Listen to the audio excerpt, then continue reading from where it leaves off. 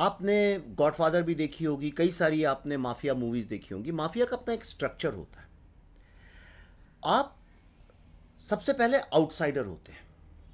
आपको कई साल के यत्न के बाद प्रूव करना पड़ता है कि आप लॉयलिस्ट हैं और आप उनके लिए कोई भी काम करने के लिए तैयार हैं, और आप उन्हीं की तरह के इलीगल एक्टिविटीज़ में इन्वॉल्व हैं। कई कुछ एक मर्डर कर दीजिए, कुछ एक डाके डाल दीजिए, एक्सटॉर्शन करिए, और बहुत लॉयल्टी प्रूव करेंगे तभी आपको एंट्री मिलती है। और एक बार एंट्री मिल जाए तो उसकी हायरार्की कुछ यूँ होती है। जैसे सबसे पहले होते हैं associates. These are also called made man. Made man मतलब now you are made. Then you have soldiers, then you have capo regimes, then you have underboss, then you have consigliere, and then you have the boss, the real, and then you have don। और जो कई सारी gangs होती हैं, इनके जो bosses होते हैं वो जब आपस में बैठते हैं तो उसको कहते हैं कार्टेल। तो जो सबसे इंपॉर्टेंट गैंग जो है बॉलीवुड की, as per hour survey, this is, मैंने नाम हम लोगों ने खुद दिए हैं। I would like to call it the D gang. D gang का मतलब ये है कि वो जो पैसे लगाता है, और सिर्फ पैसे एक आध फिल्मों में नहीं लगाता है, जो बहुत सारी फिल्मों में पैसे लगाता है, और वो अपने टर्म्स डिक्टेट करता है। अगर आप फिल्मों की हिस्ट्री देखें तो ये पैसे लगाने का जो पूरा जो चलन है, ये भारत में अक्सर इलीगल और ब्लैक मनी जो है वो सिनेमा में लगाई जाती रही है। जब ग्रीन रेवोल्यूशन चालू हुआ पंजाब में, तो जो ग्रीन रेवोल्यूशन के बेनिफिशरीज थे उनके पास बहुत सारी ब्लैक मनी थी, तो वो लोग फिल्मों में लगाते थे। आप देखिए उस वक्त की जो फिल्में वो जनरली खेत खलियानों से जुड़ी रही हैं। ऐसा नहीं कि भारत में सिर्फ पंजाब में ही खेती होती है, लेकिन भारत की जब भी खेत और गांव दिखाते हैं तो आज तक भारत की फिल्मों में पंजाब के ही खेत दिखाए जाते हैं, क्योंकि तब से वो ट्रेंड बन गया। वो पंजाबी लोग थे, पंजाबी से मेरा मतलब पंजाब से जो आते थे, और वो अपना ब्लैक मनी इसमें इन्वेस्ट किया करते थे।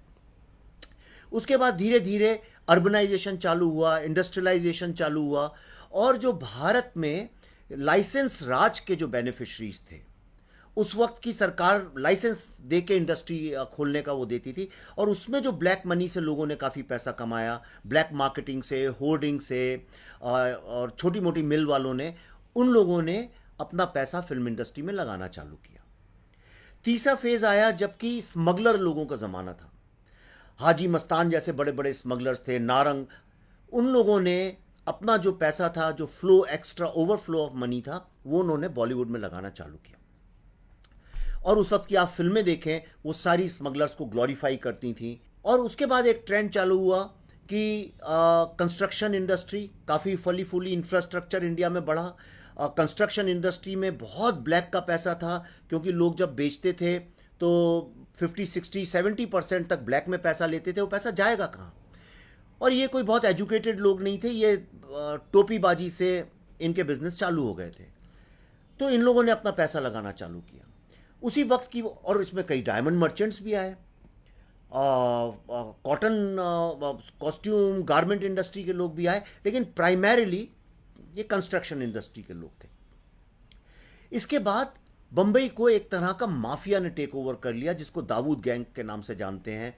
और उस वक्त बॉम्ब ब्लास्ट भी हुए, और इनका काफ़ी बहुत बड़ा इन लोगों का इन्फ्लुएंस था। इनने पैसा लगाना चालू किया, डी गैंग ने। आज की तारीख में इनका इन्फ्लुएंस बहुत ज़्यादा नहीं है, तो एक्चुअली तो ये इनका पैसा नहीं है, लेकिन अभी भी इनका इन्फ्लुएंस जो है स्टार्स पे, प्रोड्यूसर्स पे, डायरेक्टर्स पे एक लेवल पे चलता रहता है, डिस्ट्रीब्यूशन पे। और आज की तारीख में अगर आप देखें तो तरह तरह का इलीगल पैसा जो है वो आता तो है, लेकिन एक स्टूडियो सिस्टम भी आ गया है जो कि इस पे प्राइमरीली हॉलीवुड बेस्ड है, जो कि अमेरिका जैसी कंट्री से पैसा आता है यहाँ पे, जो कि भारत में लगता है।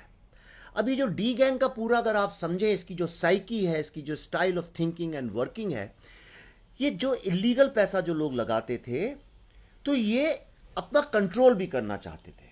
अगर आप देखें तो ये इंडियन फिल्म इंडस्ट्री ही एक ऐसी फिल्म इंडस्ट्री है जहाँ के बड़े से बड़े स्टार्स और एक्ट्रेसेस, ये लोग एक बी ग्रेड, सी ग्रेड, एक करप्ट किसी कंस्ट्रक्शन वाले के यहाँ, बिल्डर के यहाँ, डायमंड मर्चेंट के यहाँ, किसी की भी शादी में जाकर डांस करते हैं। आपने ये भी देखा होगा कि भारत के तमाम स्टार्स जो हैं वो माफिया, गैंग लीडर्स और स्मगलर्स, इन लोगों के फंक्शंस में जाते हैं और वहाँ डांस करते हैं, किसी के बच्चे की बर्थडे पार्टी में डांस करते हैं। आखिर क्यों करते हैं ये आप सोचिए। लेकिन ये जो डी गैंग है, एक तरह से ये क्रिमिनल गैंग है। इसलिए शुरुआती जो है बॉलीवुड की, कहीं ना कहीं क्रिमिनलिटी से जुड़ी हुई है, इलीगल चीज़ों से जुड़ी हुई है।